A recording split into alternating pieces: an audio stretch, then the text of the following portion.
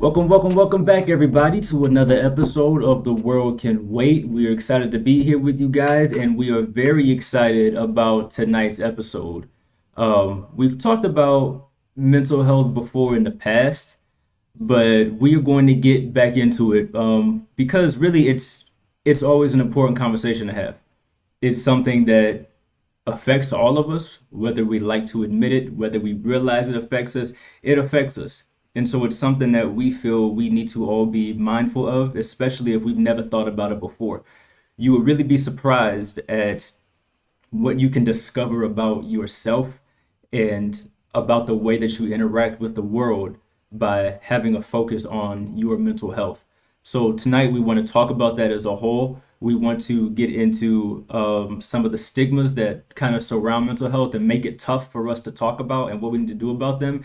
And we would really like to hear from our guests on what got them started in their journeys with mental health advocacy. So without further ado, we're going to get it started. I'm going to turn it over to Charles. He's going to open us up in a quick prayer, and we are going to be good to go. Word, Word, awesome. awesome. All right. All right.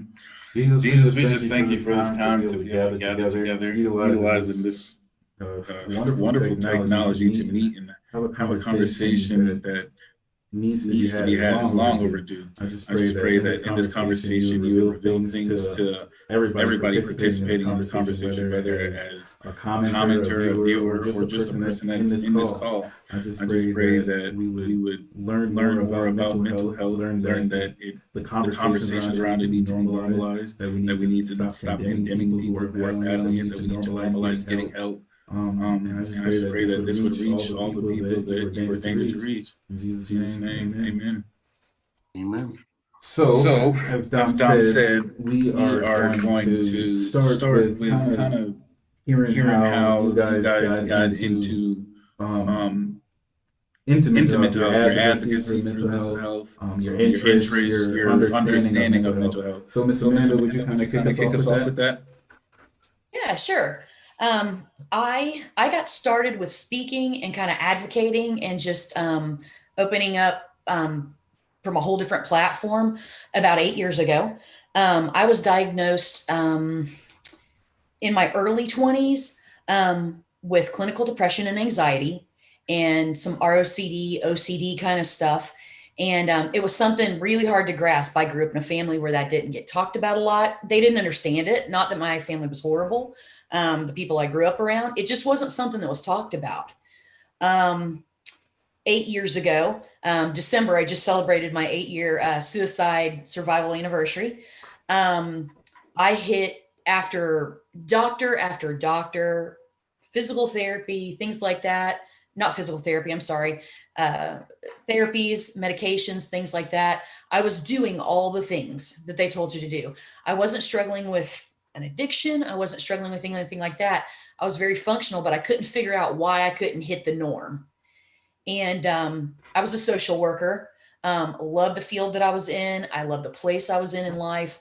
Um, I just couldn't get that balance, and I hit an extremely low place on a Friday evening, and on a Sunday evening, I had hit these kind of places before with depression, where man, I can't pull this off. Like I can't do this. I'm worthless. I can't figure this out. My life's not worth it anymore. I have nothing to live for. I have nothing going for me. I'm just tired. I'm exhausted, and it's you could be in the middle of wherever, and it just you felt like you were on rock bottom. And about 8 years ago, December 23rd, I came home from work on a Friday, and I just decided I'm tired of fighting this fight. I'm tired of living on this hamster wheel. I don't want to die. I literally, the cliche saying, I want this pain to stop because it's going to come back and I can't make it to stop. I have prayed. I have done this and that. Jesus has got me through to the next moment and this and that. And I'm like, I just need some peace. It was running nonstop. I couldn't sleep, things like that. So I came home on a Friday. It was one of those low moments. I was going to try and rally and see what I could do to pull things together again. Saturday didn't look any better. Um, I don't want to be too graphic on anything I say or do anything like that, but I want to be real because people need to know how real this is. I don't have issues with anything. I've never put an illegal drug in my system in my life. You know, I've never, not an alcoholic, not anything like that. I decided I was going to take an over an abundance of medication and lay down and just not wake up again. That was my plan. I'm like, I am just done with this. Well, I did that. And that didn't work. Guys, it didn't work. And praise God, it didn't work. And I had went to visit some family. I actually carried a concealed weapon for years. I started working in the foster care system, so I decided I'd better put that away for a little while because I had kids traveling with me all the time. I picked that up while I was at their home, and on Sunday morning, I just decided I was done. I took a 38 handgun. I pointed it right at my chest and pulled the trigger. And the next thing I knew, I woke up in a local. I'm here from the Tampa area. I woke up in a Tampa hospital. I had hit every internal organ with the exception of my lungs, which would have killed me. I did not hit my spine, which would have left me paralyzed, and it didn't go out my back, which would have caused me to bleed out and not be here anymore. So it's literally by the grace of God that I'm still here. And I'm so, so thankful for that. And let me tell you, no one was more shocked than I was to wake up in that hospital because I didn't plan on that. Yeah. And when I woke up, you have this very surreal moment when the medication starts to fade off from the pain meds and stuff. And it's that moment where you're like, I'm here. Everybody's looking at me. Everybody knows my business. My name is out there. I can either lay down in shame or I've got a platform and I can do something with this platform. I am now the face of mental health. I am now the face of a suicide attempt. I am now the face of all of these things. And my personality would not allow me to just lay down and wear it. So from there, so many doors began to open up once I healed for, hey, can you speak here? Hey, can you speak in the school system? Can you speak in the sheriff's department? Can you speak in churches where that's just such a taboo subject? And that's kind of where that's what started me with where I'm at now. You know, I was listening and, you know, you said one day you came home and you just decided you wanted the pain to stop and you took the pills and you laid down. And then to hear more towards the end of what you were saying, where it's like, I'm not the kind of person who is just going to lay down and take it. I'm going to do something about it. And in your story, you kind of share both extremes of that, where it's like, I'm done. I want this to stop. I'm going to do something about it. To, okay, I did something it didn't take, and there must be a reason. I'm going to do something about it now. And I just think that's beautiful, and I applaud you for that. And I thank you for sharing that with us. Mr. Jason, can you tell us a little bit how you got into mental health? Yes. So for me, it started as a child. I would say growing up in a household that, you know, many will say dysfunctional, right? But it was a lot of love, but a lot of drugs, a lot of alcohol. And one of the things that you learn in situations like that is the act of suppression. You suppress your feelings. You know, whether it's a father who's telling you, boy, you know, you can't cry, or a mother that's telling you, I'll give you something to cry about, right? That practice of suppression starts early, and you go through life, continue to suppress things. You find different ways. I acted out in ways. I wasn't a bad child. I'd never been incarcerated or anything like that, but I did have a temper problem. And, you know, my family, we, like you said, Charles, we never talked about mental issues, right? But I find out in conversation that I have elders in my family who suffered from mental health, right? So you just say to yourself, like, how? My mother, I never knew my parents to be married. My mother was then in a same-sex relationship ever since I was the age of 3. She then contracted the AIDS virus. May 20th of 1995, I lost her.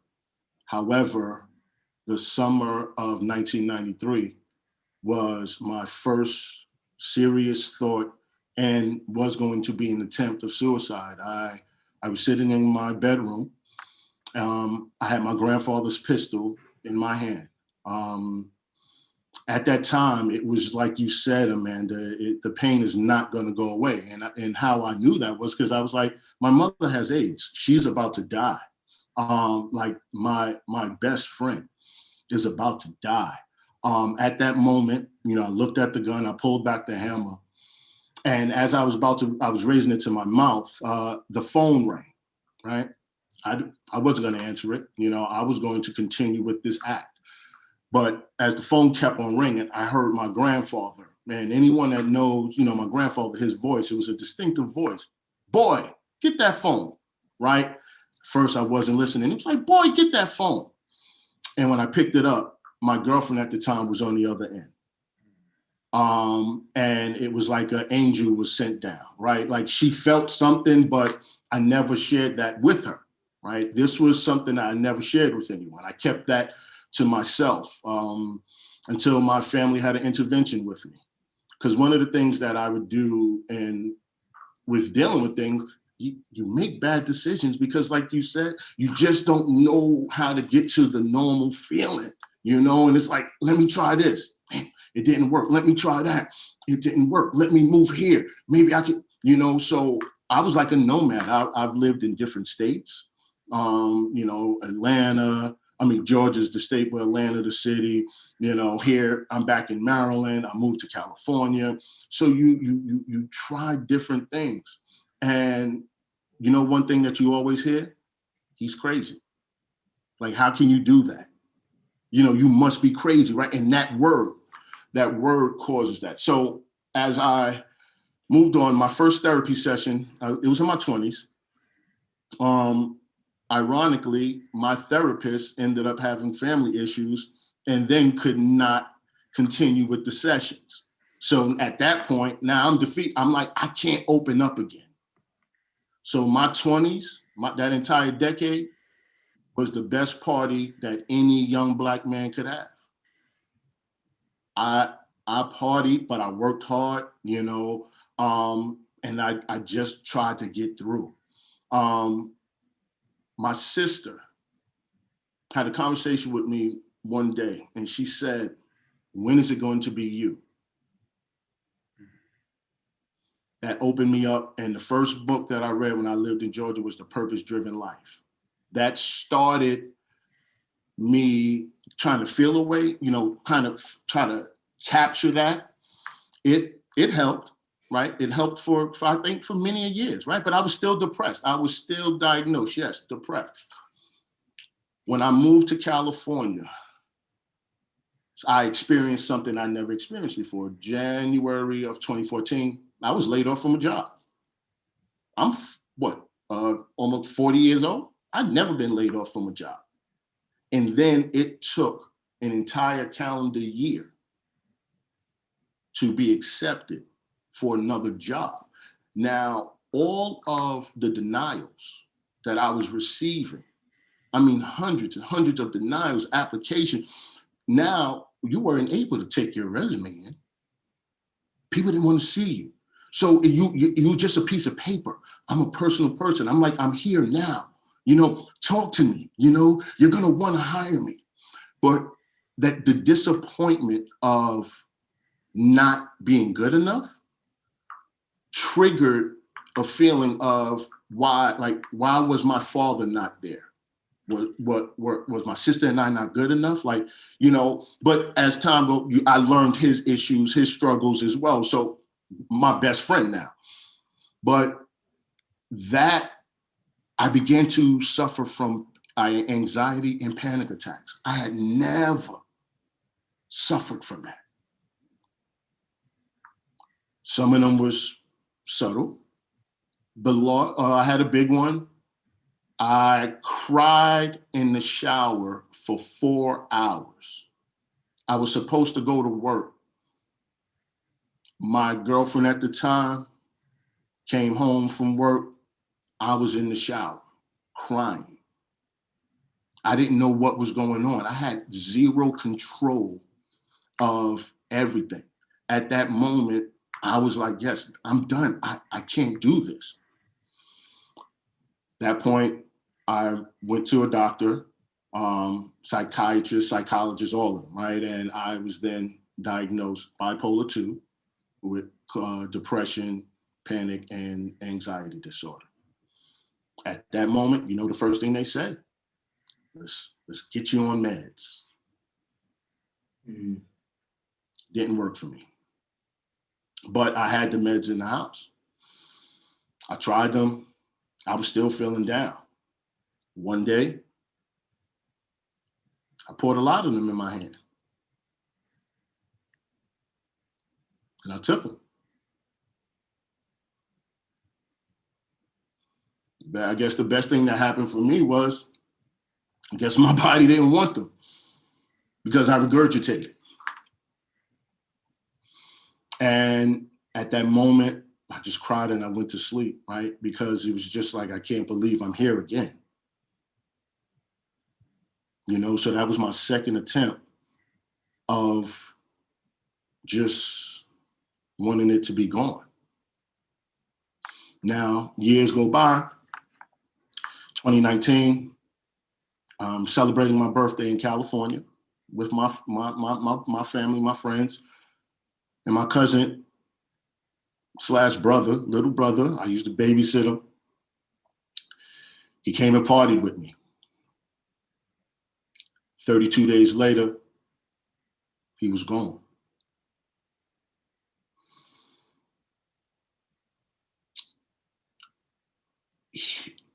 And for me, I took it personally because I didn't understand, how can I not see the pain? How did I not see it? For somebody who suffered, somebody who had attempts, like I felt like I should have saw that. I carried that burden for a long time. You know, my therapist talked me out of it. My family was talking me out of it. And it has been a difficult time. So, you know, I wear the beads proudly. You know, the green beads are for a personal struggle or an attempt. The orange bead is for losing a sibling. And then the blue beads are for supporting, you know, suicide prevention. I do walks, you know, campaigns for that reason. Yeah, that's it. And March 23rd, when I was furloughed from my job, my sister shared these words. She said, "Brother, you have to protect your peace." And that's where the campaign stemmed from. And my advocacy is not going to stop. My transparency is going to be someone's transformation. Oh, Jesus. Yeah.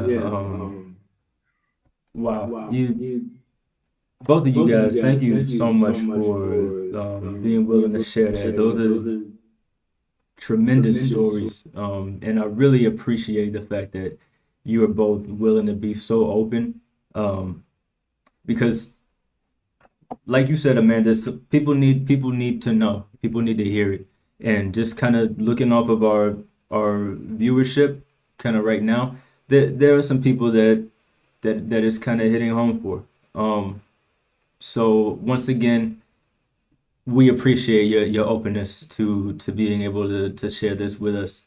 And Jason, you mentioned something about triggers, which is actually the next thing we want to get into, because it's kind of interesting how it works. There's sometimes, I know personally, there's times where you don't even know something is suppressed at all, and then something just triggers it. And then as soon as that trigger hits, everything just wells up, and now it's here, and you have to deal with it all of a sudden out the blue. And so one thing that I think is kind of important for everyone to be able to do is kind of be able to identify certain things that do trigger you. So I kind of look at it like warning signs. You know, if I know that this happens, I know this is going to bring something up. So maybe I need to deal with this thing that is bringing up, or until I can deal with it, maybe I need to stay away from this thing that might trigger it. But for you guys, in your journey, what are some triggers that you've discovered that you don't mind sharing with us? And for those triggers, how how have you learned to identify them? Well, for me, I would say the feeling of abandonment, loss, and I guess the pressures, your personal pressures, right? Because everyone is different. And it could be society, it could be family, it can be, from relationships, the pressures that you put on yourself. And if you do not attain certain goals, it could cause a spiraling, effect. Because the mind tells you you're a failure, you're no good. In the case of abandonment, you ask, why? Like, what did I do wrong? We internalize, and by internalizing it, it just adds on to, the feeling that you're already, dealing with. And loss, again, it's I'm not good enough. Right. Right? Like at one point I was good enough, but now I'm not. And why? Why did that happen? And then the first thing, my mental illness, right? So am I crazy? And so for me, those are the three things that I recognized. And it took almost 40 years, right? I would say for me, mine changed and shifted a hair. Jason, I don't know if you experienced that. Before my suicide attempt, my triggers looked very different than they do now. Some of them are similar, but they're a little different.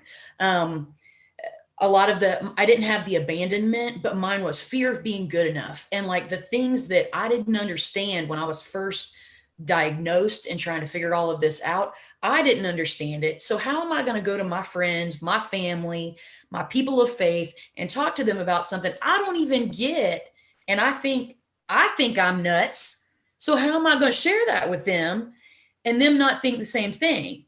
And so for me, was I good enough at my job?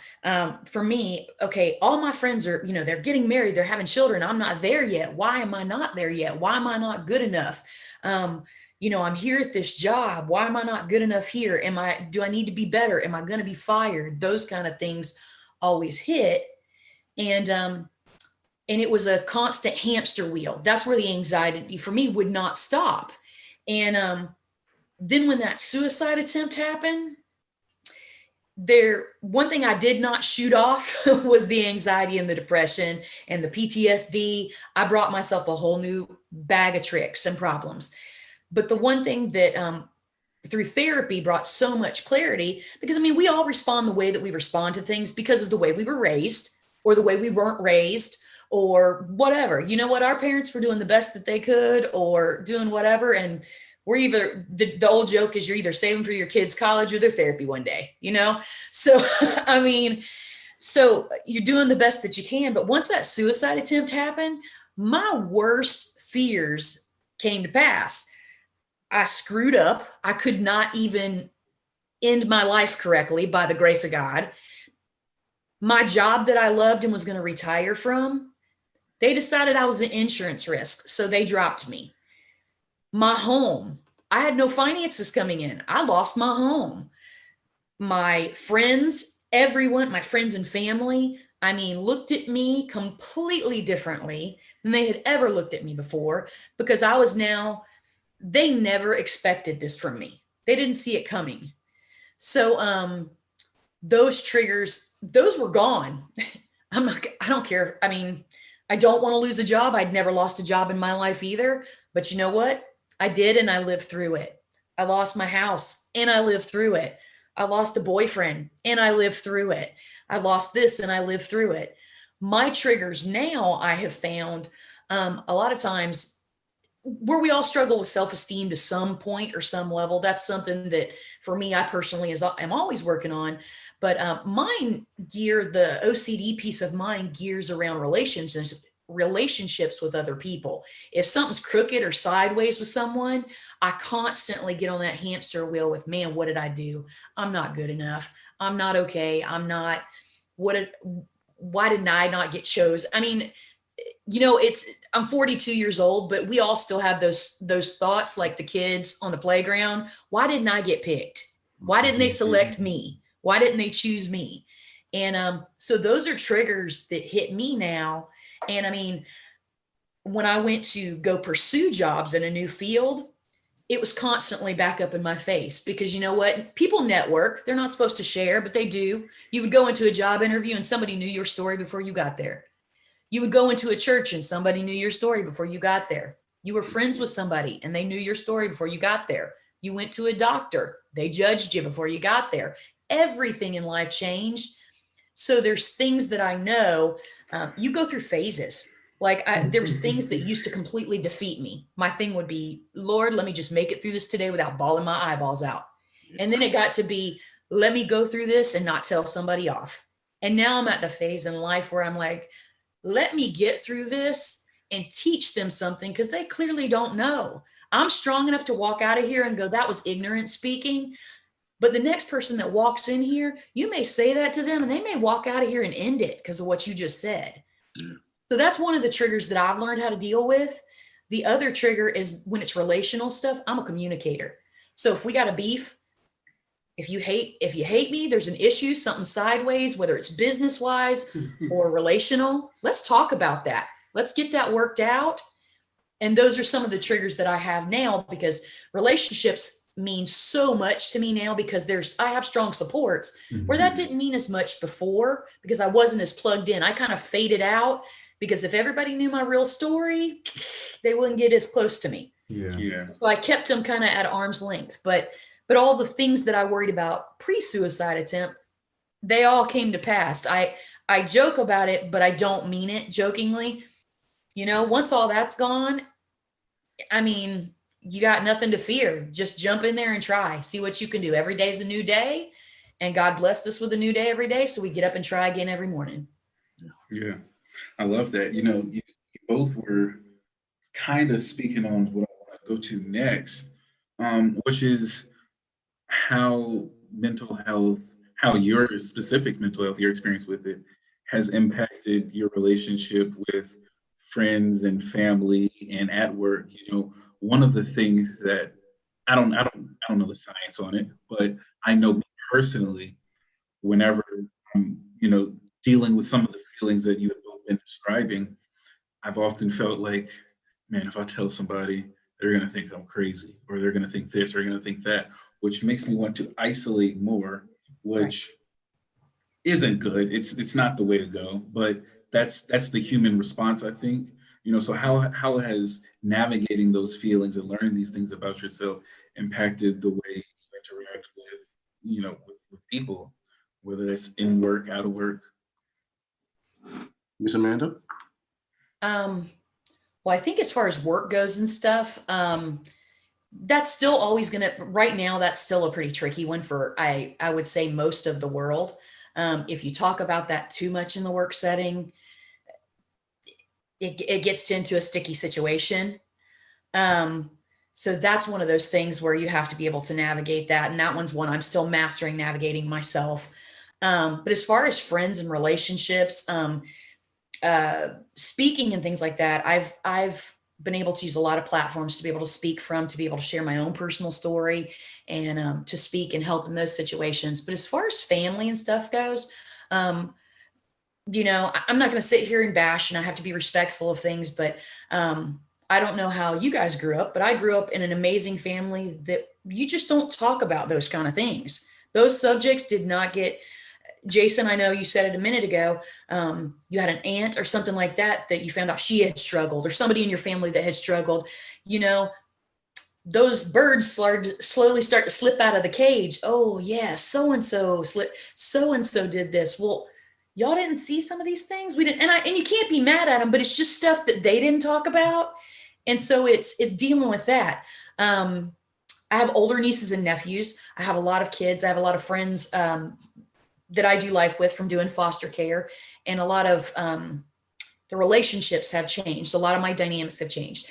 I have a tight support system that are friends, but they're the ones that do that mental health life with me. And there's more than one, and they're all on the same page. And it is a raw, vulnerable group. I mean, I have to be very real. I have to say, hey, today I'm thinking about a lot of things I don't need to be thinking about. I need y'all checking in. Hey, somebody needs to come over. Maybe, can y'all count these pills today? Because it's not a great day. But then other days, it's, whatever. But it has changed every relationship I have. My relationships with my family go to a certain level, and I have to respect that because there's a level of healing that they have not reached yet. Because you know what? I tried to take their daughter away. I had to try to take their sister away. I tried to take their cousin away. I tried to take whoever it was away. And you know what? They're still dealing with that. And I can't, to not be disrespectful, I can't take my healing away, my progress away, because they're still sitting there, but I need to be respectful of that. So that's a subject, it gets talked about briefly, but for the most part, that's just a silent subject for them. But then I do have those people that are my go-to people. A lot of my friendships have dissipated or went to a very surface level, and it is what it is. It's okay. And it's not for everybody. And I'm okay with that. It's scary, and but I do have some that I can call at a drop of a hat and say, you know what, I'm gonna need somebody. It's a rough night tonight. Hey, I might need to go to the hospital and check in. Hey, I got a bad diagnosis at the doctor, or this is going on, that's going on. I'm gonna need you to be around. But it's taking me a long time to build those relationships. We've had a ton of trainings that we've offered in our area to educate people that want to be supports. Because I mean, the stigma is so real about things. It's been made way harder than it has to be. People want to support you so differently than if you lost your brother, you lost your sister. It's really no different. All somebody with mental health challenges want is for you to love them and support them and care about them. That looks no different. That looks no different than if your mom died tomorrow. You're going to meet that need specifically based on what happened. If you're, the dog dies, your car breaks down, whatever, you get a divorce, you go through a divorce, somebody has a baby, you're going to support, love, and celebrate them custom fit to what the need is. Mental health is the same way. And so that's relationship wise, that's how things have changed, and they look a little different for me. Well, I'll say for me, I'll start with my family. For years, my family handled me with, like a China doll, right? Like They knew that Jason was fragile. And as I stated once, once we had that intervention, things came out and, they had a better understanding. Now I'm comfortable with communicating, with my family. They know exactly, what was going on in my life. In regards to friendships, or associations, my circle definitely became a period, right? For many different reasons, right? Social media unfortunately has exposed a lot of people and prejudices, whether it's political, economical, or the stigma on mental health. I see a lot, and it sometimes it just makes me shake my head, right? But at that same token, I have to protect my peace. I cannot force that person to change their way of thinking, right? Like if your mindset is telling you I cannot engage with anyone who has to heal, like if I've seen that so much on social media, like you before you can move on, you have to heal. Is everyone perfect? As we know, we all deal with something. So in those types of relationships, kind of got to cut those off to protect your peace. But I also surround myself, and for everyone who's listening, I call them my earth angels. These are individuals that may be known to you for years, or they could be people that you happen to bump into during a hashtag lunch bag event in California, and you all connect on a level, on an energy level. Those type of people are important. Those are the ones, like Amanda said, you can pick up the phone, right? Amanda, you talked about love. One of the other things I would say is listening, and I know it's not you can't understand, right? If you're not going through it. So no one should ever put that pressure of telling you should understand something, but please listen, right? It's not a complaint. It's something that someone is going through. Now, in the romantic part of the relationships, I'm batting a 0, right? Because I'm not married, right? But I'll speak, like my last relationship. I'm gonna tell her, truth in communication. She deserved more communication from me for her to have a better understanding, right? If you live with mental illness, you owe that person that, right? We cannot always be the victim, right? We have to be mindful of that. And sometimes it may take some time, but you have to be transparent, be open, don't hold back. Jason, I don't know if you've found this or not in whether it's friendships or like intimate relationships and stuff with spouses.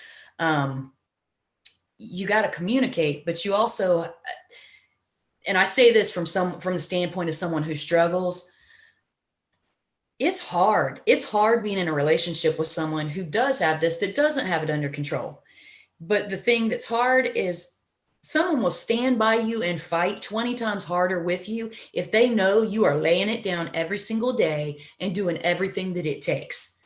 If you're one of those folks that like 20 years from now, you're still struggling with anxiety and depression and you've never saw a doctor, you've never went to a therapist, you've never changed your routine, you've never changed your circle, you've never laid down, a bottle, a drug or whatever, they need to escort themselves out because you are not caring about yourself or that relationship at all. Okay. And you're not responsible enough to be in one. You have to bring your best to the table so they know on those days when they're picking it up for you that you're gonna be there in it. You're not just laying there complaining about it or using it for a fast pass or an excuse. You got to do your part. Yeah. And, for me, like when it happened, it was crazy because it started slowly. It was a subtle thing where it was like, I would wake up in the morning and before I would get to the bathroom, to use the bathroom, I'm crying. And it's like, what the hell I'm crying for? I just woke up, and then you start saying, was I dreaming about something? Right. And, so that was happening. And, maybe, she witnessed that, but then, like you said, then the big ones start happening. And yeah, you're right. Then it was like, yeah, doctors and, the different techniques, just to try to get better. I just wanted to be okay. I was in a training with a group, you guys may have heard of it or not, To Right Love on Her Arms. They're a pretty popular group and they do a great work in the mental health community. And the guy came and did this training and was speaking to a group of people. And he said, if you have been invited in, and I may be misquoting a little bit, if you've been invited into somebody's mental health journey, you better dang sure be a good steward with what they have invited you into.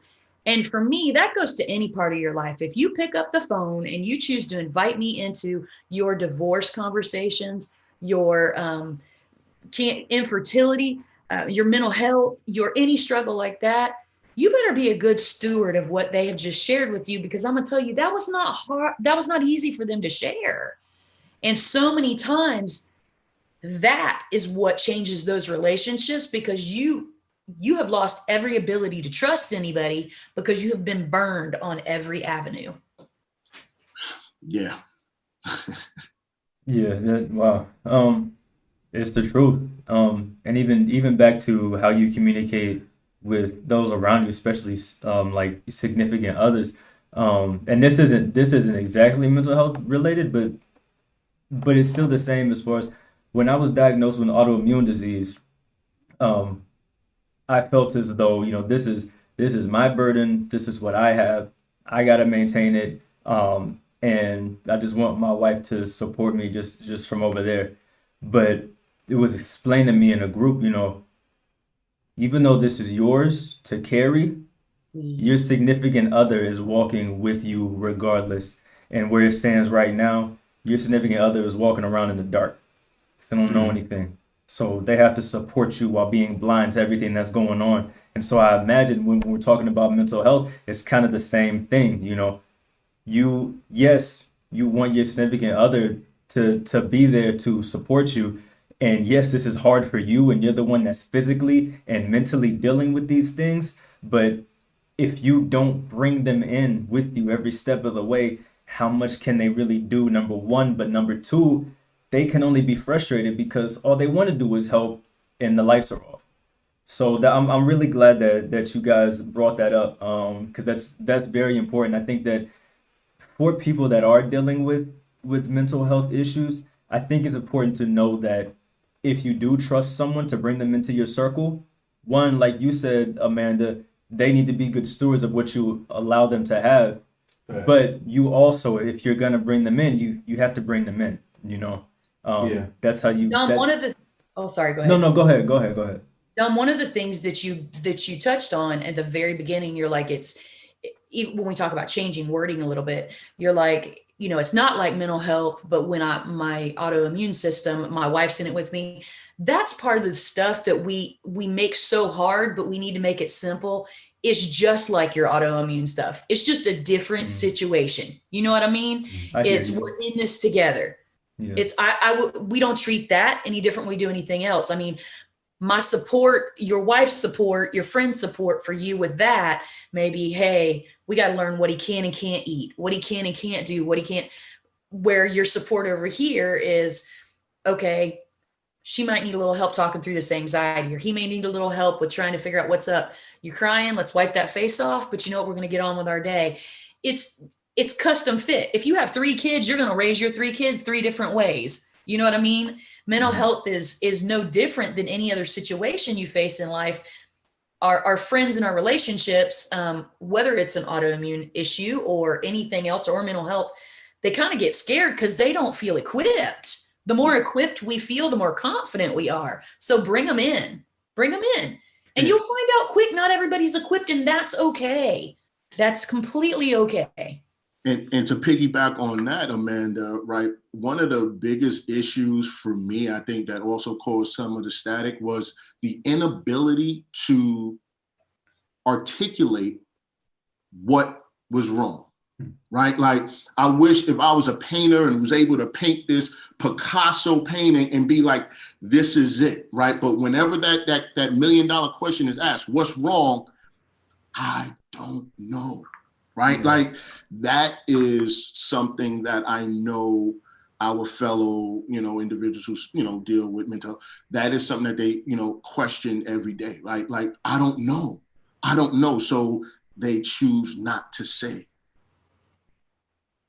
so I think that's something that, we should always monitor as well. Like, open up. Well, sometimes I think you're going to find out too that I don't know or they don't know. A lot of times you have folks that don't know that they're even struggling, whether it's your teenage kid, your college age kid, your husband who's told his whole life not to share his issues, not to share how he's feeling, buck up, be the man of the house, or the woman who's holding down the fort with 3 kids or whatever the thing is. So you got to be in tune in your relationship, whether it's dealing, no matter what the issue is you're dealing with.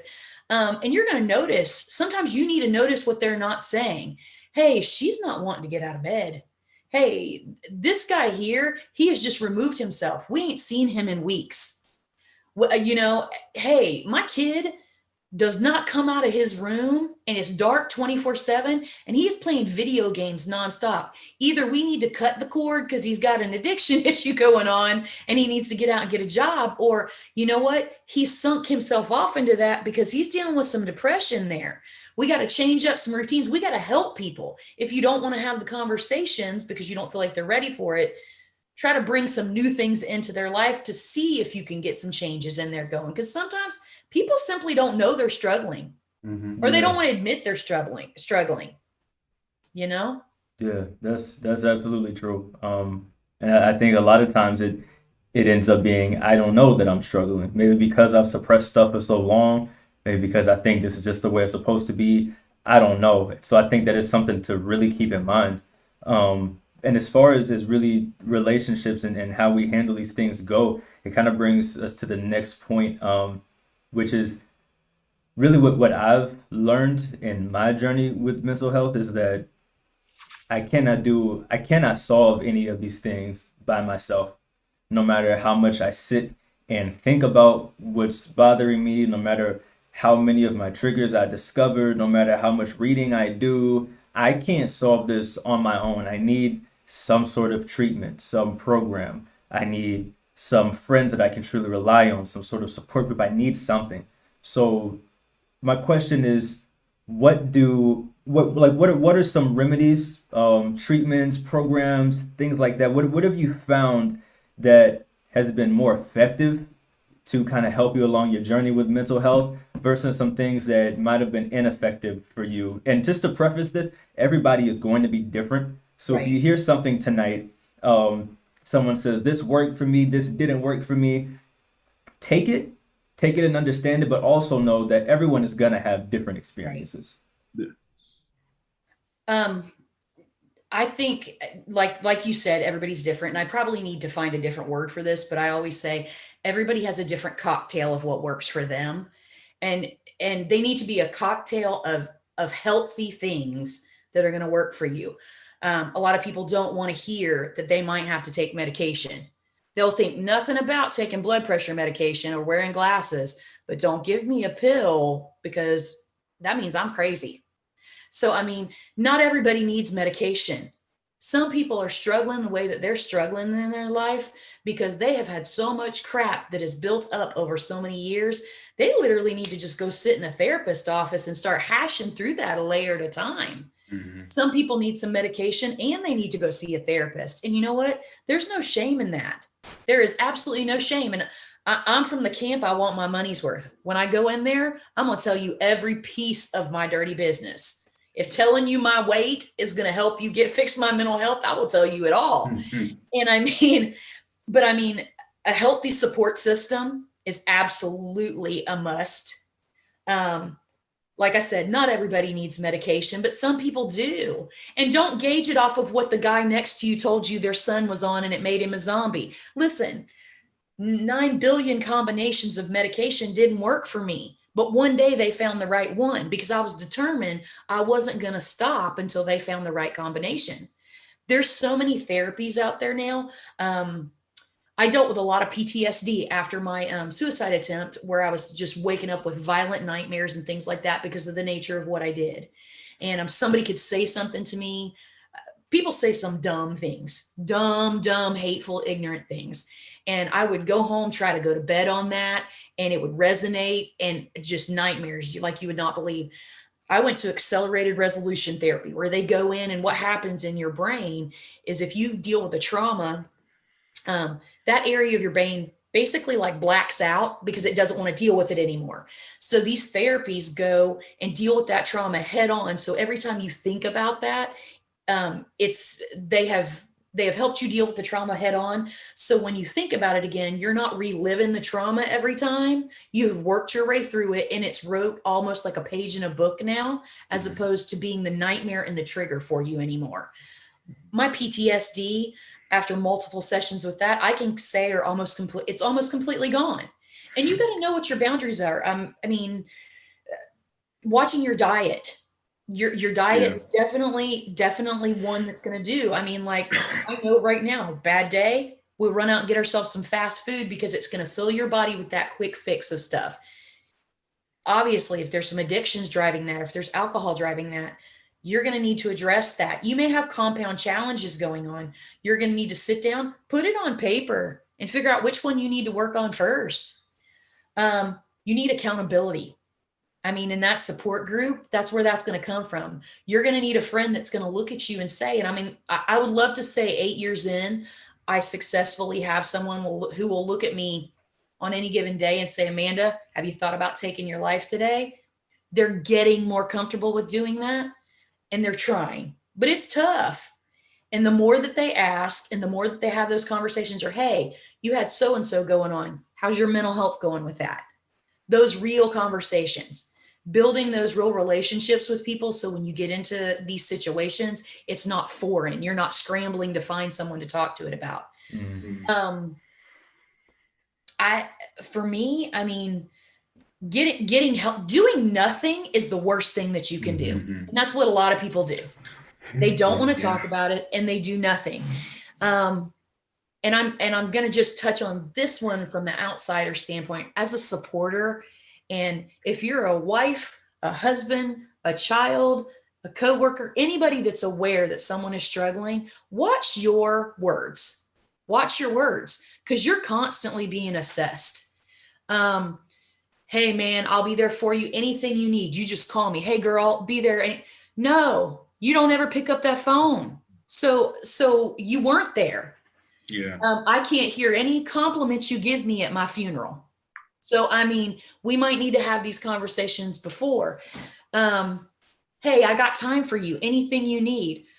You shoot a text. Hey, when you got some time, I'm struggling. I need a conversation. And I'm talking about appropriately. We're not abusing these situations. And they never have time because they don't feel equipped and it scares them. We know. And a lot of times the one unhealthy pattern that people who struggle deal with is there's people in our lives that we want to be those go-to people because we love them from the very depths of our soul. And sometimes they're just not equipped. They're equipped to just be that family member or just that, that friend or that buddy. Some people are more equipped than others, and you need more than one because you will absolutely burn one out if you just have one support system. And you need to be completely honest. And I mean, that's what I do. And that may look different for everybody. My faith plays a huge role for me, or that may play a huge role for somebody else. So it's just kind of a healthy, like I said, a healthy combination and cocktail of things. And Jason's probably looks completely different than mine, but there's some definites that are not going to help. Doing nothing is one of those. And staying in toxic situations and relationships are not one of those. One of the number one things that runs your friends and family off is hearing you talk about doing something for the 9 millionth time and not doing a freaking thing about it. I mean, hey, I'm scared. I'm terrified. I know I need to go to the doctor. I got anxiety. The best thing you can do as a friend and say is, you know what? Schedule it on a Tuesday. I'll go with you.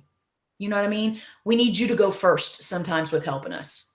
So that would be my thoughts. What about you, Jason? That's good. Well, for me, the ineffective, like I said, the meds did not work for me. But I'm going to be forthright. Like I went into it, not like what you were saying, Amanda, in regards to somebody telling me, oh, it made someone feel this way. I looked at it from my parents were, heavy drug abusers, right? And then, the potential of addiction. Some may say, oh, you won't get addicted. And I'm like, but then the one thing that I came to was I look at this pill, and as I'm putting it in my mouth, I'm saying to my brain, this is going to make me feel better. So what I decided was, if the brain, why can't I not just work on the brain? Right? So cognitive behavioral classes, that's what I did on top of my therapy as well. I was going multiple times a week. It was one book that I got by Dr. David Burns, 10 Days to Self-Esteem, right? Because remember, the reason for the self-esteem, because losing a job and not feeling good enough and things of that magnitude, it put a spotlight on depression checklists. So kind of taking a self-assessment and also like an anxiety inventory, like what are those things that are doing? And then it would force me to flip my mind, right? It may take some time, right? So just constantly doing that, it became a habit. It becomes a practice where me personally, I analyze everything, and I need to come at it at a calm, resolved place. And that has worked for me. So if it's a painting, right? Or a smell. You talked about your spirituality as well, Amanda.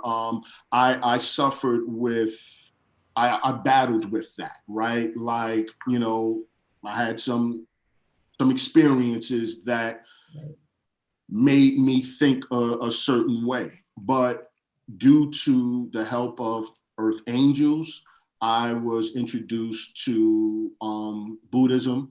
I'm not going to say right now like I am a true Buddhist, but learning different principles and just keeping that calm, that peace, around me. And how do you do that? It goes back to what you're saying as well. Those friends, those people, those ineffective people that you keep at, their distance, or you put them in the bucket that they belong in. I've heard it all, right? I've heard, you weak if you commit suicide, or, it's not my problem, what you're going through. And you know what? Those are your feelings, and you're right.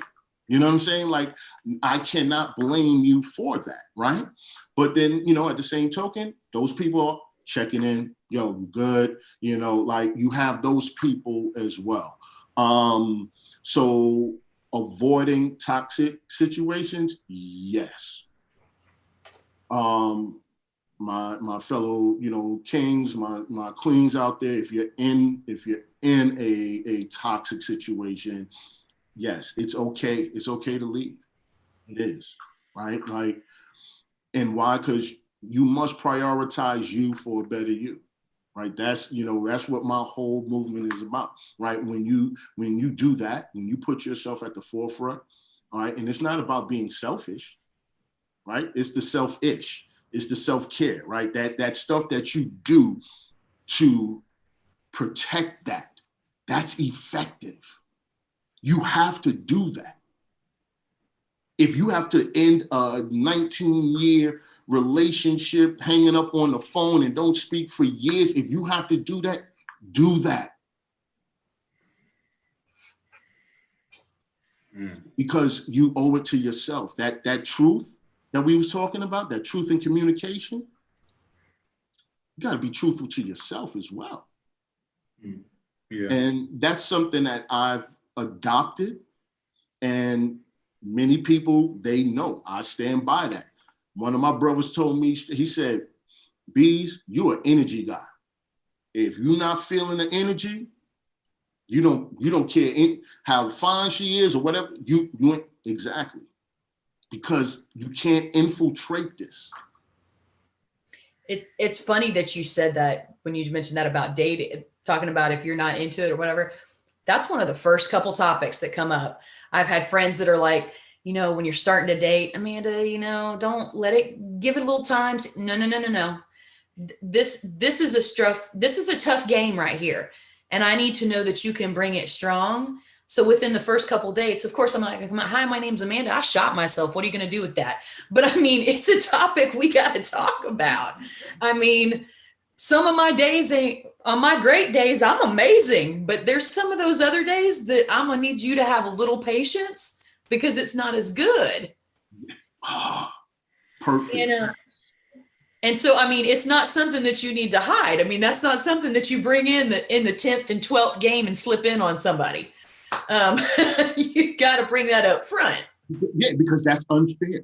And that was something that my sister always used to tell me. Like, Jason, you have to be honest, right? Like it's not, people can't read minds, right? And that's the same thing, right? So individuals have expectations on us. We also have expectations, right? We have those, like, that day when I'm not feeling good, like, please don't push me. Like, don't prod the bull, please. Like, you can see I'm going through it. Like, help me navigate this storm. If you want to yell at me, hell, take me on a walk and yell at me, right? Because we're walking and we're talking, and like you said, try different things, and you'd be surprised what we might share with you or what you're able to get out of it. Absolutely true. Yeah, one of the things that as I've been listening to this conversation, one of the most common themes that has come up, no matter what point we've been discussing, is the necessity of people in your lives that understand, that you can talk to, that can communicate, that are there for you. And it's so interesting because due to the stigmas that exist, it kind of stops a lot of people who are it stops a lot of people who are battling mental health from reaching out, because, as was said multiple times, I'll be viewed as crazy. I'll be viewed as this, like me growing up and really throughout my whole life. I never really heard anybody saying, don't address mental health, right? Like, those words were never explicitly used, but it was just something that was never addressed, in the Black community. And maybe Jason or Dom, you might have a different story, but for me, growing up Black and being around Black people, I don't recall hearing anybody in the Black community talking about mental health. And whenever it came up, that's that white people stuff. Right. As a young boy growing into a man, it's like, basically, we're kind of taught that men don't have feelings. So anytime a man even thinks to have a feeling, or God forbid, express a feeling, like, you're being a little girl, right? When I graduated high school, I went off into the military, and like, in the military, that's no place for weakness, because obviously, if you're battling mental health, you're weak, but compared to anybody that's battling a porn addiction or an alcohol addiction, like, they're able to be strong still, but when you're battling mental health, you're weak. Actually, I remember towards the end of my career in the Navy, I actually, for the first time, decided that, you know what, I'm thinking about driving into the wall on this interstate too often. I should probably go talk to somebody. And I went to go see the psychiatrist at one of the bases that they had. And she basically told me, you don't deal with what you think you deal with. You drink too much, right? And I learned one huge lesson that day, which was, I'm never opening up to anybody ever again, because being dismissed like that was awful. Like, it hurt. It was terrible. Like, this thing that everything inside of me tells me I shouldn't be even attempting to talk about. Yet there's this small little thing that says, you know what, attempt to talk about it with somebody. And, again, mental health wasn't this regular conversation. So I only knew what I knew, like, you're either about to commit suicide, or you're going to talk to somebody, or there's no issue. So I talked to somebody and I'm dismissed. I'm like, okay, cool. I'm not talking to anybody ever again. And so what I kind of wanted to address, or have you guys address, is some of the stigmas that you face, that you've seen, and how do we break from them? Like, I know as a Christian, one of the things for me that I've always heard was pray it away. So really, I spent my life thinking mental health, like, it just didn't exist, right? So it's not real. And then it became something that, okay, once I got saved, you just only deal with it because you don't have Jesus, right? And then I got Jesus and I'm still dealing with it. I'm like, whoa, okay, what do I do here? Like, because am I not praying right? Am I, like, maybe I didn't read enough scripture today, because I got Jesus and I'm still battling these thoughts and these feelings.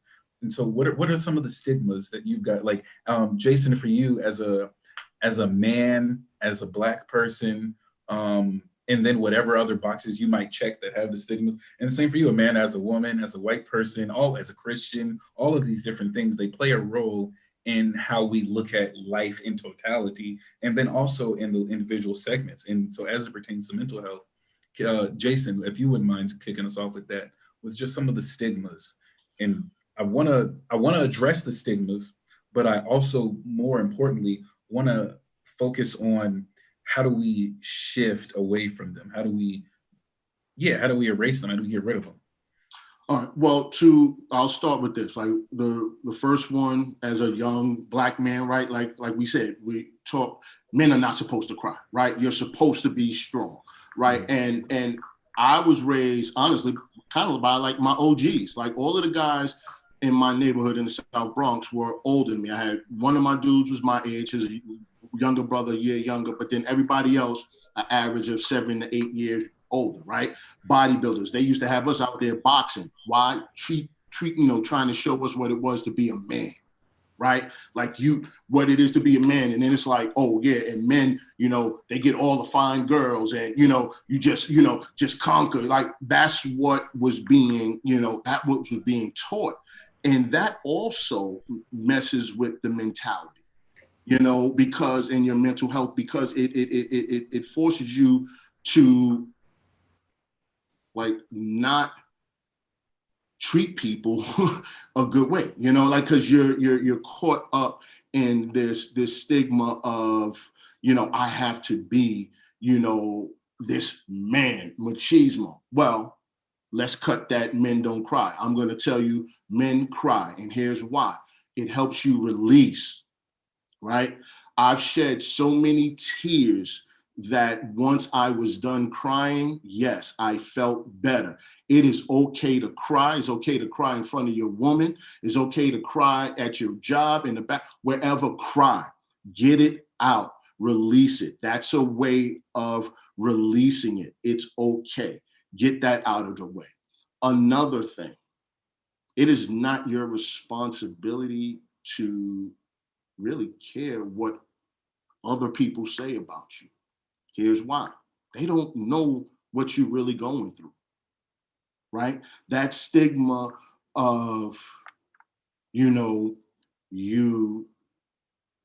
gotta have your mental together before you can be with me, stuff like that, right? So Charles, you asked personal, like I've heard that, but it was the way it was relayed was, oh, no, Jason, this is not, anything personal about you, but anybody that I'm with, they have to have their mental together, right? But this person knew what I deal with, right? So sometimes our transparency, people will use that against you. They'll take that ammunition and use it against you. And what you're supposed to do with that is thank them because they have now shown you, who they are. For me, those are the biggest stigmas, as well as we just need to spread love, man. Like we're on social media, we say some of the most vile things to one another. And you don't know what people are going through. Being a thumb thug, that's what I call them, right? Because they're hiding behind the screen and, you're listening to what they're saying about mental health and stuff.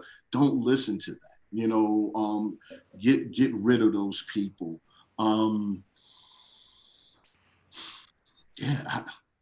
Release it. That's the biggest one. I think that, that machismo thing is that, men are not supposed to cry. Many people are walking because I cried. That's a huge one. And just speaking, and I want to hear from you, Amanda, but just speaking from personal experiences, like, and I still struggle with this even today. I will hold tears in until my body just physically hurts. And I know I shouldn't, but it's still a struggle of I don't cry. I don't have the time to cry. I'm a man. I'm black in America. I don't have time to cry. I hold it in. I'm just gonna be strong. But man, when you do cry, it's such a weight that's just instantly lifted. You know what I'm saying? Especially like being able to cry in front of my wife and knowing that she doesn't think I'm less of a man because I'm sitting here crying or I'm laying at her lap crying. She she just wants to be there to support me through it. That's even more touching. And even I have some friends. I remember one day a little while ago. I just cried just out of the blue. I didn't know why I was sad. I didn't know what was going on. I just cried, and I sent a text to a couple of my friends, um, and just let them know. And I was battling myself to do it because I was like, I don't want to tell nobody. I just sat up and cried, and I don't even know why I'm crying. But I let them know, and they was just there, just like that. And it's like, man, like I'm afraid of doing this act, but the only thing this act does is release everything I'm dealing with. And now I also know I have people around me that don't look at me differently because I do it. So I think that's definitely something that we need to normalize. One of our viewers keeps saying, "Boys cry, girls fart." She said that a few times, but it's true. Like there's some things that you just do it. Your body just Right. does this. You just do it, and you do it and you keep it moving. But Amanda, I want to hear from you on this too, about stigmas that you've seen faced. About the stigmas and stuff. Yeah. I I obviously am not the speaking from the black card. I'm not speaking from the male Miss side of Amanda, we can't. whatever, but I'm speaking from the white Southern Baptist Christian girl standpoint, and being Southern is pretty similar on some of that stuff. It's don't talk, don't tell, suck it up, dry it up. You know what I mean? If you're going to cry, we're going to give you a reason to cry, kind of thing. And that's the mentality. If you're going to cry, it better be something really real to cry about. I don't want to catch you crying over here over a feeling that you don't know what it's about. But, grandma cries, it's okay. Grandma dies, it's okay to cry. That's acceptable. So we put this gauge on things that are okay and they're not okay. Um, I mentioned this a little while ago. One of the things that changed rapidly after my suicide attempt is I became very aware of my audience, very aware of my audience. And, I can't change what anybody thought of me, but I was so fragile when I came out that I was just on high alert all the time because I was wrecked in every area of life. That's what it felt like. I had Jesus had conquered life and kept me here, but everything else was wiped clean. And so every relationship was changed. I walked into a beautiful church of people who were just as foreign to this subject. I can't be mad at them. It wasn't from any evil heart that it came from, but it was just ignorant statements. If your faith was better, if you got back on track, if you do this and that, I'm like, listen, I'm rolling the same way I was rolling prior to this suicide attempt. And here we go. And I still got it. And I mean, and it's still here. It's very real. One thing I had to learn, the healthier I got, is I had to be very mindful of like I said, knowing who my audience was. Sometimes there's a time and place for things. If you're going to be that Debbie Downer that comes into every party where you're crying it out, or you're in a bad place, or you're depressed, or you're bringing your high and low into the things, you have friends that are going to love you right where you're at. But if you get to be in a place where you have not gotten help for yourself, to where you're not some form of balanced, sometimes you tend to dominate things. You dominate relationships unintentionally. You become very selfish in those things. I had a friend one time say, when's the last time you asked me how I was doing? Every time you called, it was, I'm about to take myself out. I don't want to be here anymore. I'm miserable. Or she sat on the other end of the phone while I cried nonstop.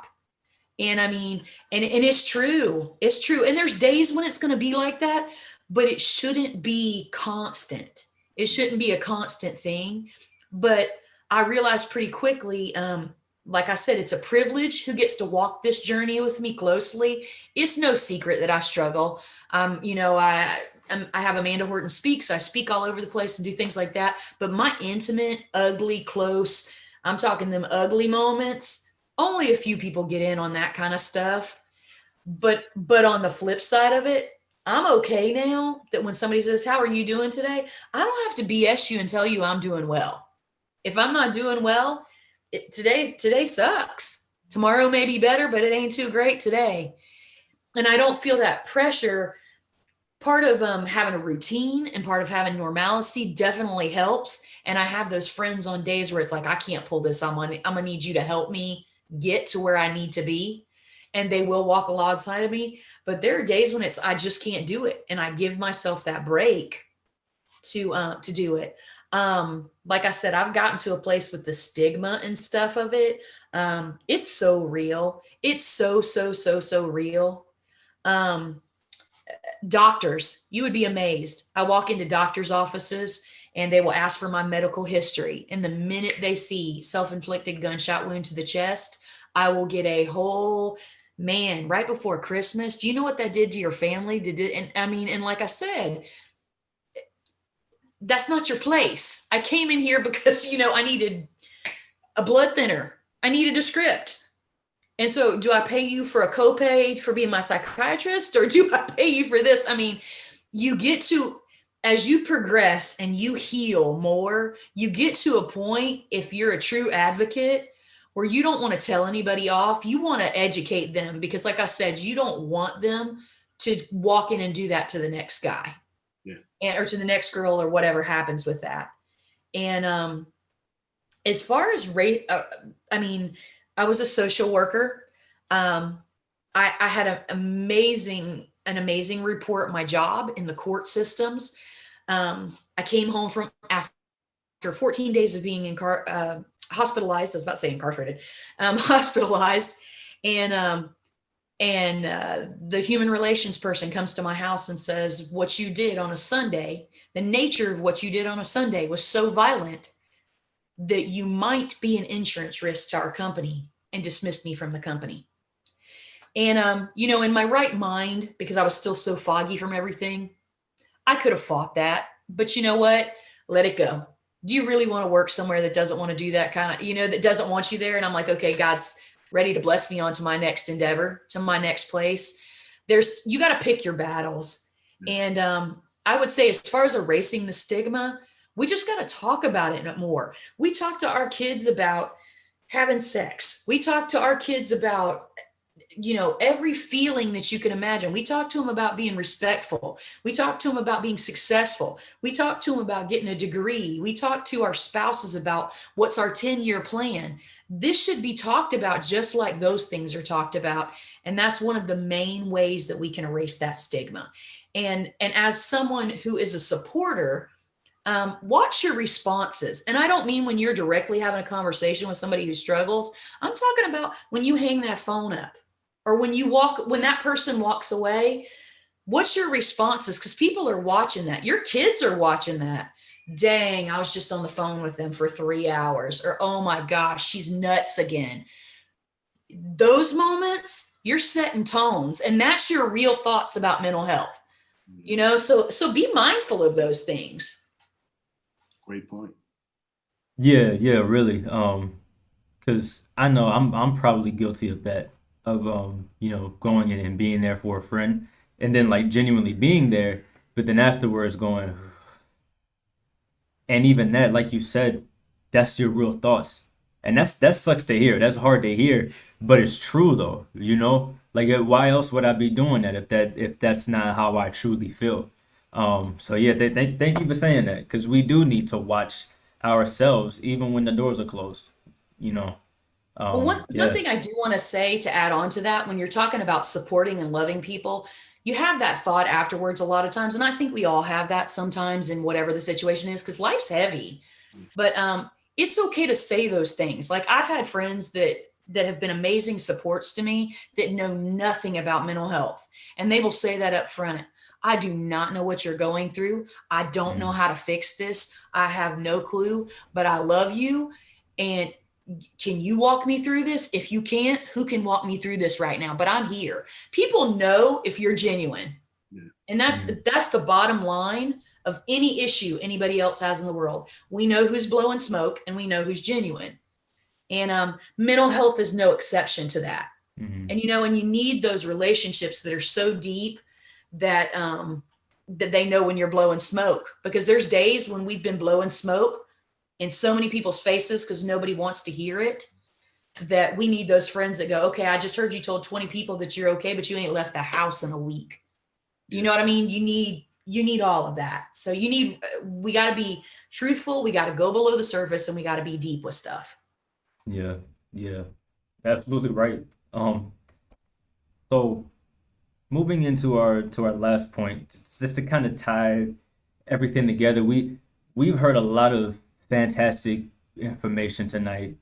Thanks to the both of our guests, we've heard some very deep stories that I'm sure are touching people even now. So we're very appreciative of that. But when we take all of everything we've heard today, everything is great. There's a lot of good tips, good advice, good things that we can relate to. But at the end of the day, there's still this issue that we don't talk about this thing.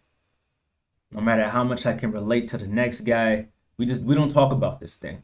So how do we change that? How do we kind of normalize all of us not only speaking about mental health, but engaging with ourselves about our own mental health?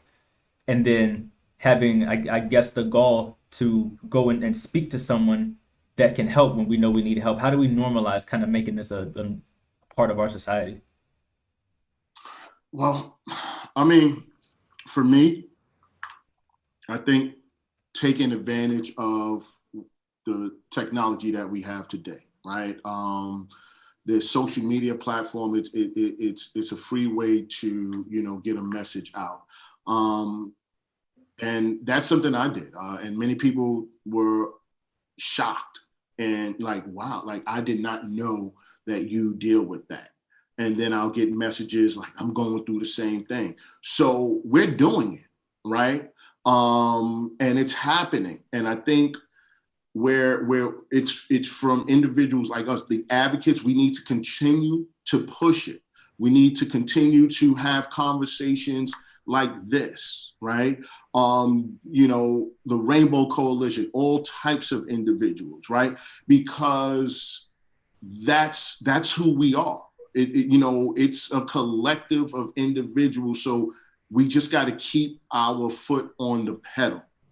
And that's my goal. I told somebody recently, I'm not going to stop, you know, fighting for mental health until I take my last breath. Right. That's how it's going to happen, right? Because no one is bad enough to say those things to me into my face anymore, right? Like, oh, you crazy. You know, nobody's going to do that anymore because they see it, right? Or based upon what they've seen, they've recognized that they too. So all we doing, keep watering that plant, help them blossom and bloom. Like Miss Amanda and I, are we okay? Yeah, like we're not healthy, right? Because like every day we go through it. And every day we talk about it. Not a day goes by that we're not talking about it to someone, somewhere, somehow. So for me, Dom, that's going to be it. Be consistent with the message, be consistent, you know, with the movement, and continue to, you know, let everyone know it's okay not to be okay. I saw somebody get upset at that. A fellow brother of mine, like, you know, one of my homeboys from school. I saw him. He was mad about that, but I'm like, nah, like it is okay, you know, because it's going to allow you, or it's going to teach you to learn different, you know, techniques, and you just got to get through it, and you don't have to go through it alone, you know. So how do you speak up? I guess you're saying to yourself, like if you need help. Because now that used to be paralyzing for me, right? Like I had a lot of people tell me, oh, you know, call me whenever. And I'm like, when I'm going through that situation, you know, that episode, picking up the phone is the last thing that I want to do. You know, so I just want to turn off all the lights and just be by myself. So that, I don't know, right? Like, I think it's once you have worked on yourself and you recognize maybe that trigger before, and then it becomes more proactive versus reactive. if the call can be proactive versus reactive, I think it will be better because, like Ms. Amanda, somebody can come over. You know what? Somebody can be there for you. They can FaceTime you. You know, there's so many ways that individuals can engage. So I would say that first moment, put it out there, like throw that smoke signal out there, that SOS, like, hey, this is not a good one today. You know, check on me throughout. Yeah, I would parrot that. Throw those words out there. Because sometimes, let's be honest, life is busy and we're close with people, but there's some people, you're close, but you don't see them for a few days. They're not seeing what's going on within your house and at your jobs and stuff. So throw it out there. Hey, it's been a rough couple of days. I might need to talk about that. And just continue working like that cocktail of things that I'm talking about. If it is medication, stay on top of that. If it is therapies and medication, stay on top of that. Don't let that drop. You start feeling good and we have a habit of like not doing it. You're feeling good because you're doing it. Whatever the routine is that's working for you, whether it's some people they stay in the house. If tomorrow you can't go and take that 5-mile walk, but you can get yourself outside on the front porch, hey, you won. You won today. We're not looking, sometimes it's just baby steps.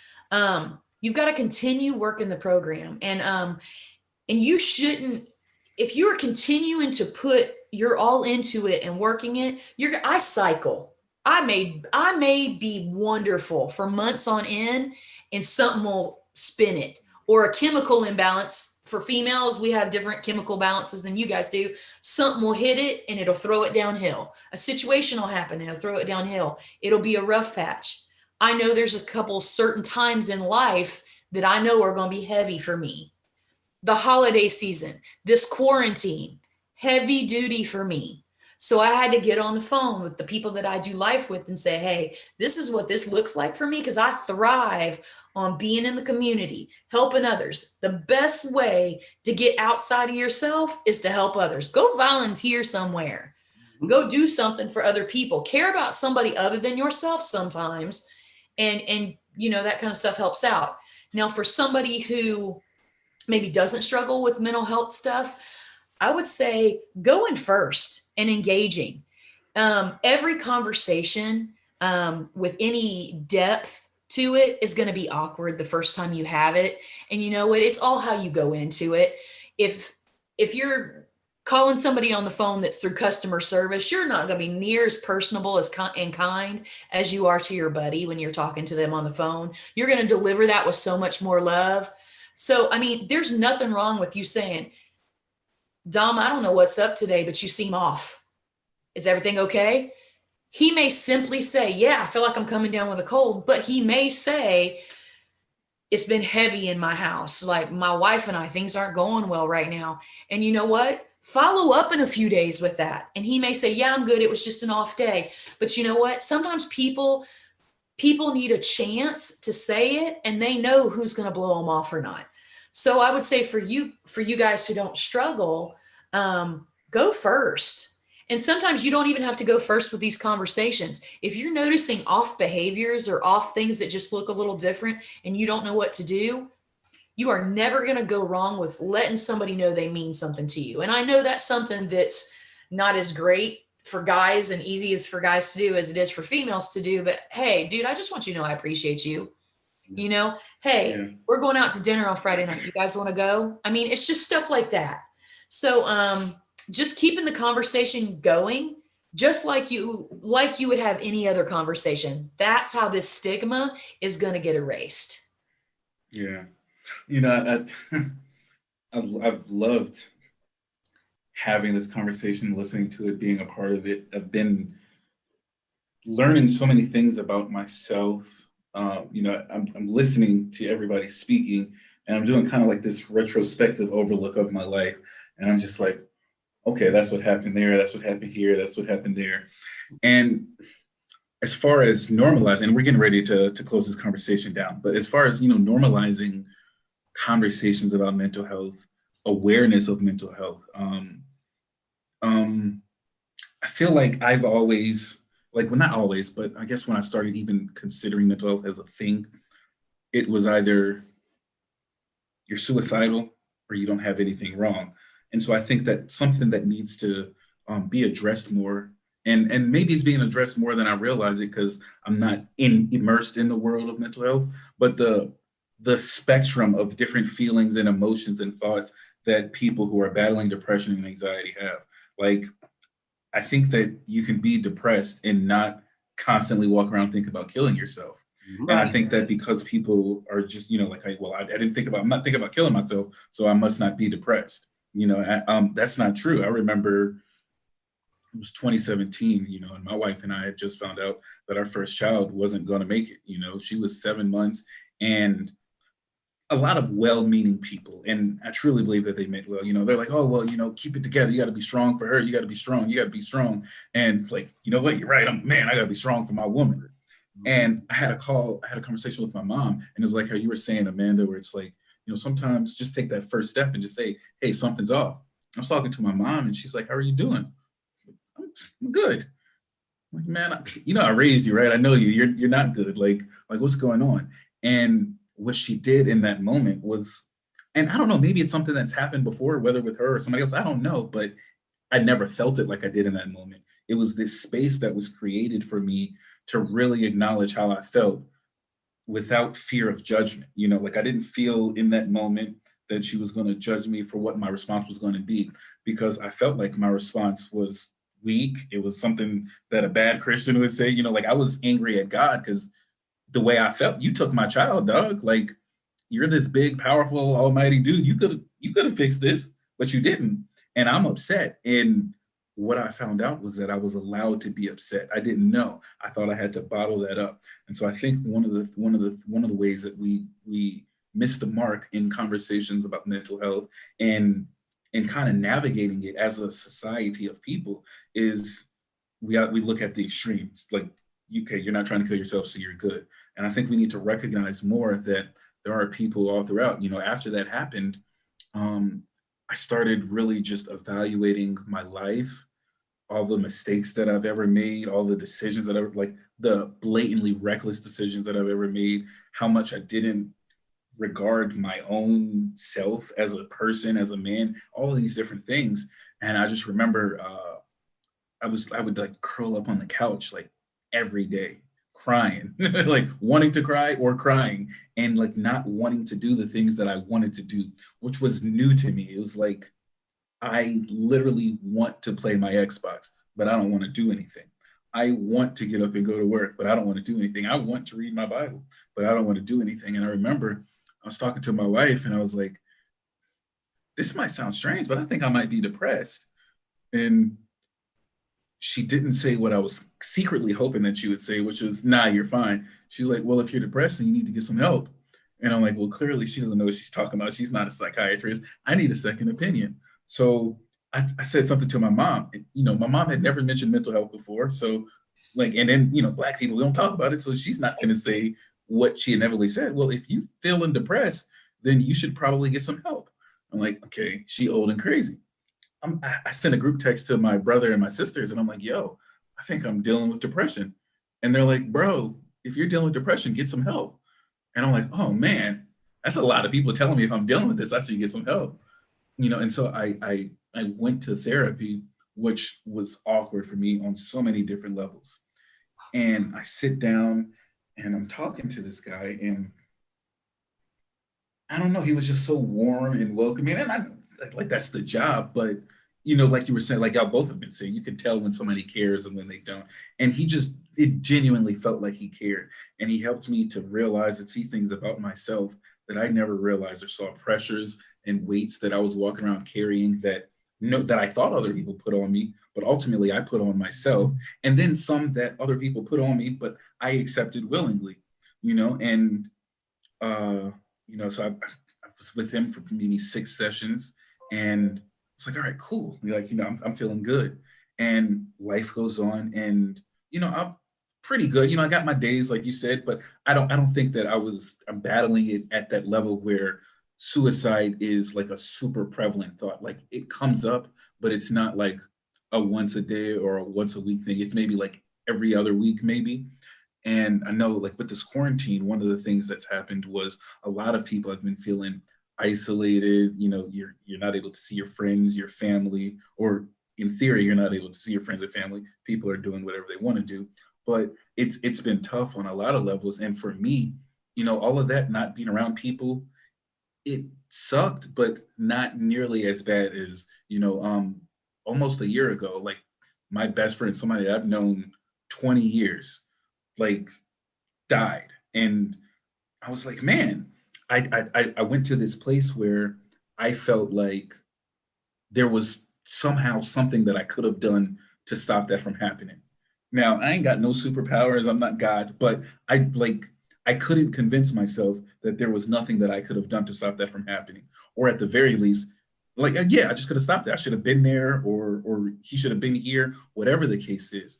And naturally, I'm like, okay, I want to just stay inside of myself, right? And I remember I got the call, my brother called me, and it was the weirdest thing. He's like, yo, like, what's going on? Like, they're saying Trey died. I'm like, that doesn't even make sense. Like, the dude, like, so he's, well, I guess was exactly 2 weeks younger than me. Like, my birthday's March 6th, his March 20th, right? And like when he said, like when my brother was like, yeah, like everybody's posting talking about Trey died, I'm like, that doesn't make sense because we're the same age, you know, like what did he die from? Like, no, he didn't get no COVID. Like that's, I mean, I guess maybe he did, but you know what? And I called his dad, and as soon as his dad answered the phone, I was just like, oh man, it's true. And Rebecca, my wife, yeah, talk like y'all know her. my wife is like, yo, what's wrong? And I'm like, yo, I didn't even know how to get the words out. But something from my sessions in therapy helps me to remember that regardless of how hard it is for me to get these words out, I'm only going to make it harder on myself if I don't, because I'm going to be trying to navigate this thing that I have no business navigating by myself because I can't comprehend it. And there's nothing that I can do that's going to make me comprehend it. The only thing that I can do is have people around me who love me and care for me and support me and are going to encourage me in this, you know? And so it was something that was really difficult. I've been wrestling with it since it happened. Like, you know, all the different things that happened. Why me? Why am I still alive? Why did he have to go? Why didn't he get to do the things that he wanted to do? Like, you gotta understand, this is, you know, so my mother, she died when I was 15. I've known this dude longer than I knew my mother. You know what I mean? Like, I have a child who I never got to meet. Look, I have a child who, like, I knew him longer. You know what I mean? Like, I knew him longer than I knew my wife.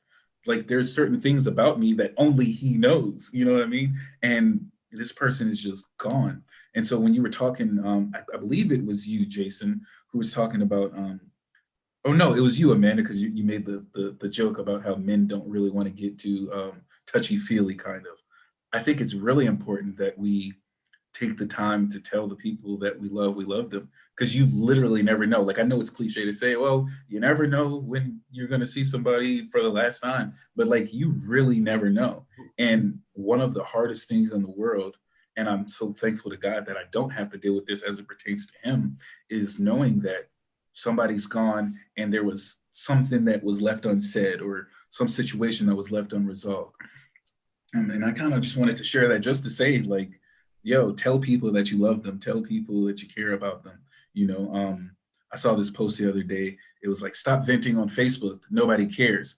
And if I'm being honest, I saw it and I chuckled because I understood what it was saying. Because a lot of people, it's not even venting. They're just putting their dirty laundry out there. But I reshared it and I captioned it, keep venting. I care. Because I want it to be known, like, regardless of what level of relationship we have, just as a basic human being, on that level, I care about you. Like, I mean, you know what I mean? I don't need to know all the details of your life, but just know that I care about you. And so with that, we definitely want to thank you both for joining us for this conversation. You know, I've actually been getting texts and messages during this conversation from people who are like, yo, I'm so glad that this is happening. This has been informative for me as a survivor, as an advocate, as this, as that. You know, there's some things that I don't understand that now that I'm able to hear this conversation, I'm able to see it. So I just want to thank you guys for joining us for this conversation. And before we get out of here, there's something that we like to do called Final Thoughts, which is where we give our guest, well, actually, we all take a minute, 1 minute, 60 seconds to just kind of share what it is that you want anybody listening to this conversation, whether it's right now or in 30 years, to take away from this conversation. And what I would like to do, though, if everybody has the time, and I probably should ask this beforehand, is I'd like to give you both 5 minutes to kind of share what you want people to take away.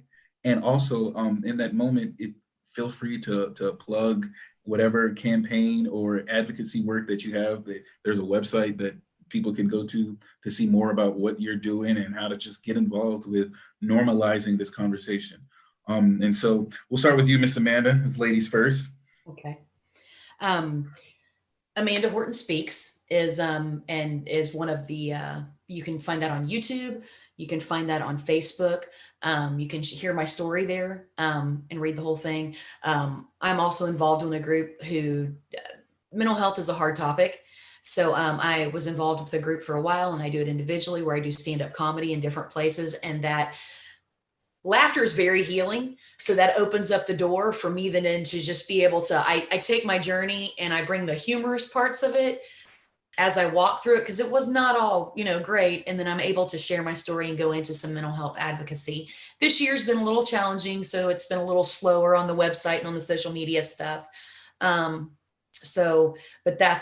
that's something I hope to get back into. Two of the biggest things that I plug people into all the time when they call is the American Foundation for Suicide Prevention and To Write Love on Our Arms. To Write Love on Our Arms, I cannot brag on that organization enough. They bring so many resources to so many areas, to college campuses, to jobs. They come out and do trainings. They are at concerts selling t-shirts. They've had a guy that comes up and then they'll hand out stuff. And I mean, that's an age that they're hitting. Those kids get dropped off at college until they're about 25 years old, don't know what's going on in life. They hit that bracket. They hit it hard. They're doing amazing, amazing things. Can't say enough good about them. I guess my one note that I would leave you with, you matter. I mean, you matter. Nobody else can do what you do. I don't care what you do. Nobody else can do it the way that you do it. Somebody may come real, real close, but just like that's something that they push all the time. Nobody can play your part. And on those days when you call 900 people trying to get somebody to pick up the phone and nobody does, and you're thinking, I don't matter, you got to remind yourself, I got a value and a purpose. These people are just busy today, but I still have a value and a purpose. Whether for me, it's my relationship with God. I'm like, God put me on this earth to do something. And there's some job that I can do today that Jason can't do, that Dom can't do, that you can't do, that was custom designed for me to do it. They can walk up and they might be able to, but you had it custom fit for me to do it. And that isn't a once in a lifetime opportunity kind of thing. We're presented with those opportunities every single day. There's conversations every single day. We got to open up our eyes. We got to pay attention. And we got to just keep having those conversations and building relationships with people. The one thing I would say is between the political things that are going on right now in our world and the quarantine and just there's so many things right now, the nastiness that is going on in the world right now, do your part. Like I cannot change what the president of the United States is doing, but you know what I can do? I can pray for him and I can change what I'm doing. I can change my tone. I can change the way I treat you. I can change how I listen to you. I have never been in your shoes, but I need to listen how it is to walk in your shoes. I need to be kind. I need to leave you better than I found you. And that's kind of what I would leave with you guys. Beautiful, beautiful. Thank you. Well, for me, I just think about my name, Jason.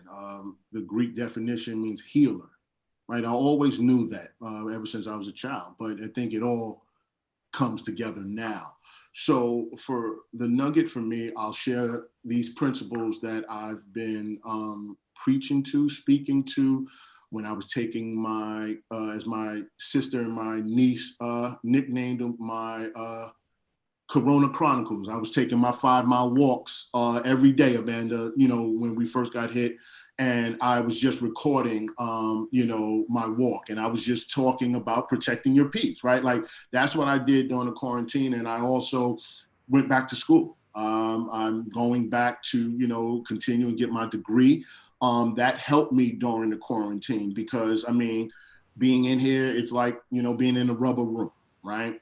So I would say with that, find something, try something new. I saw a friend, I think she started playing the bass guitar, you know, when it first started. Now, like she, you know, getting busy, you know, try something new, challenge yourself with something, right? Because that will just make your mind work differently rather than just having a hamster going, right? Because that hamster can become a pain.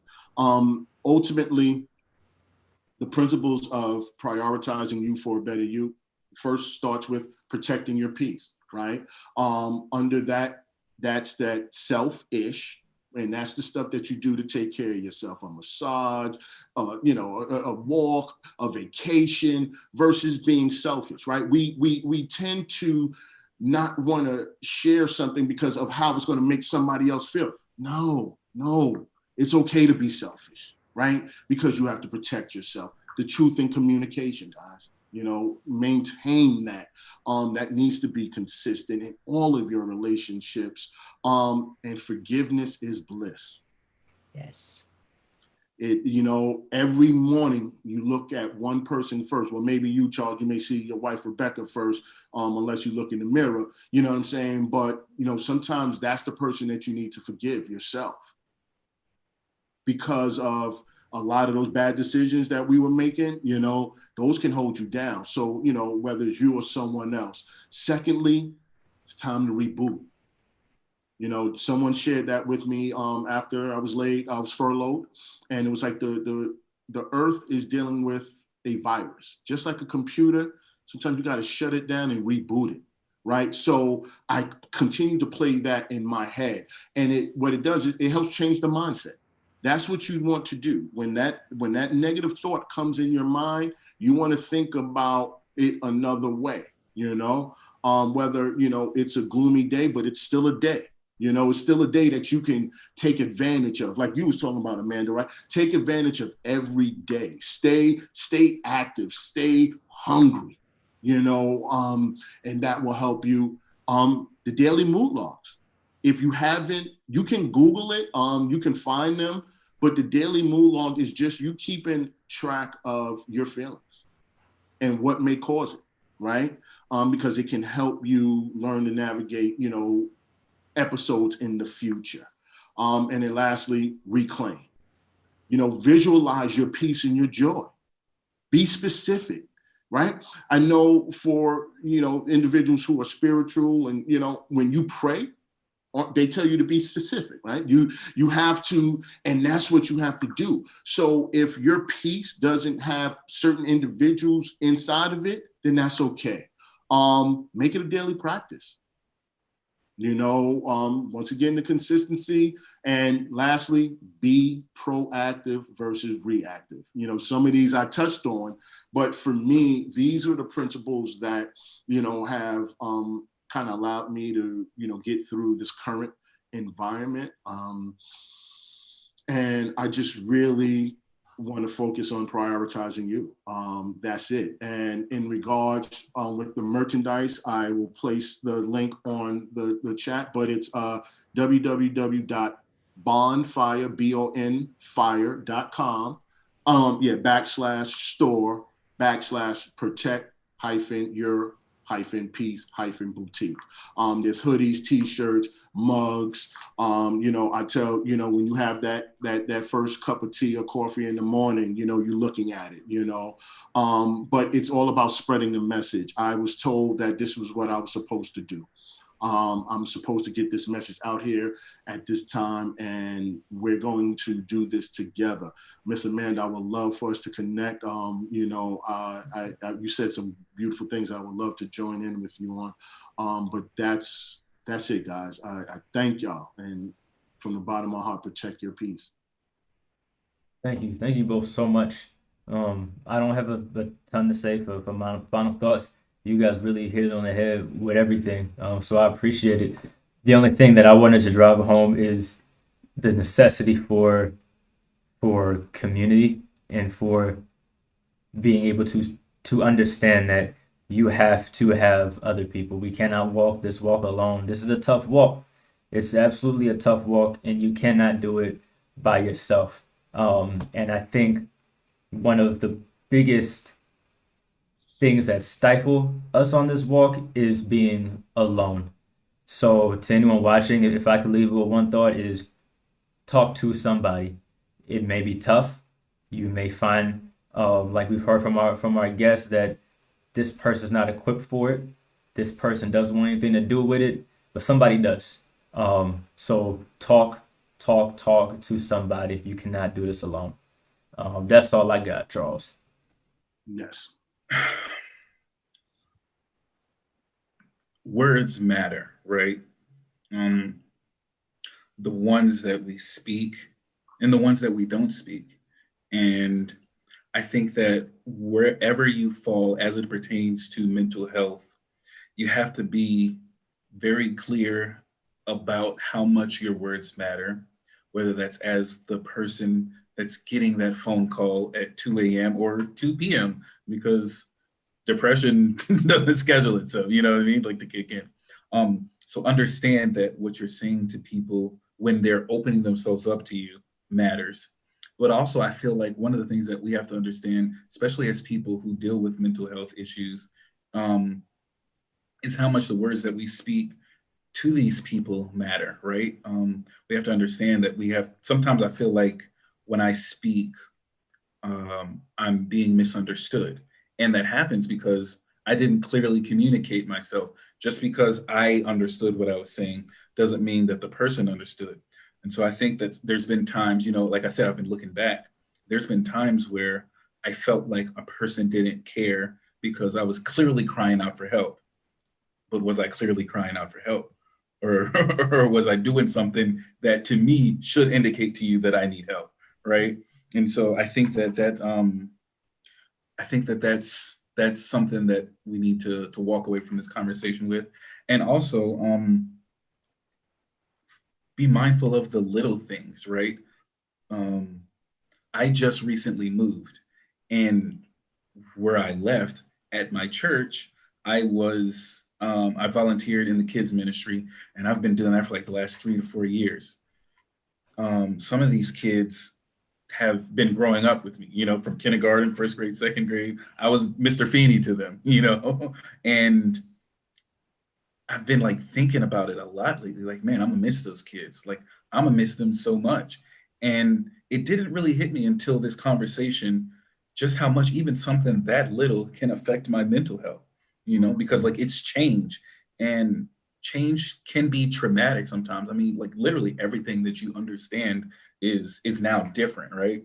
And I think that we need to create a space to address that. Like change is scary sometimes. It's not always scary, but sometimes it can be scary. And just because it's not scary doesn't mean that it's not going to have an impact on the way you live your life. So I think the best thing to do is to monitor how you're like. What did you call the MULAG that you were talking about, Jason? The thing that you said tracks your feelings, and where you're talking about the daily mood log. Yes, daily mood log. Yeah, something like that. I think would be really dope. I think we live in a society where a lot of people, if not most, aren't considering how they are feeling themselves, which then makes it easier to be very inconsiderate of other people, right? And so I just think ultimately, be mindful of your words and recognize that the same way little changes affect you, they affect other people.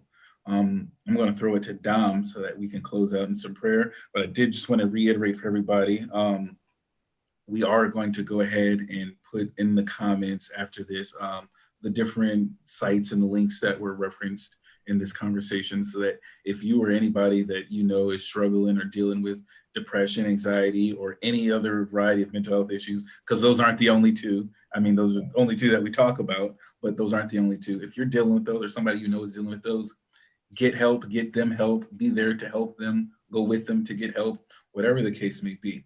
Amanda said earlier in the conversation, those nice words at my funeral, I can't hear them, right?